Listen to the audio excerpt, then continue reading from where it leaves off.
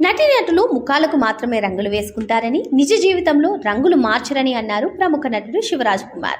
పెద్ది సినిమాతో పలకరించేందుకు సిద్ధమైన ఆయన తాజాగా ఓ ఇంటర్వ్యూలో ఆసక్తికర విషయాలు పంచుకున్నారు. ప్రజలకు తన కుటుంబం ఎంతో సేవ చేస్తుందని, అది అంతా ప్రపంచానికి తెలియాల్సిన అవసరం లేదన్నారు.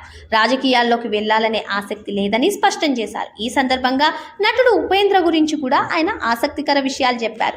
నిజంగా ఉపేంద్ర రాజకీయాల్లో చురుగ్గా ఉంటే అది మంచి విషయమే. ఇటీవల విజయ్ సీఎం అవ్వడం చూసాం. ప్రజలంతా ఆయనకు ఎంత మద్దతు ఇచ్చారో చూసాం. అలా కర్ణాటకలో ఉపేంద్రకు ఎందుకు మద్దతు ఇవ్వకూడదు? మేం సినిమాల కోసమే ముఖానికి రంగులు వేసుకుంటాం. ప్రజల విషయంలో చాలా స్పష్టంగా ఉంటాం. సినిమాల కోసం మేకప్ వేసుకున్నప్పటికీ ప్రజలకు సేవ చేసే విషయంలో ఎలాంటి రంగులు మార్చకుండా చేస్తాం. నా విషయానికి వస్తే ఇప్పుడు నన్ను ఎవరు నిందించలేరు. నేను ఇప్పటి వరకు ఎంత చేశానో అందరికీ తెలుసు. వాళ్ళు వచ్చి చూడొచ్చు.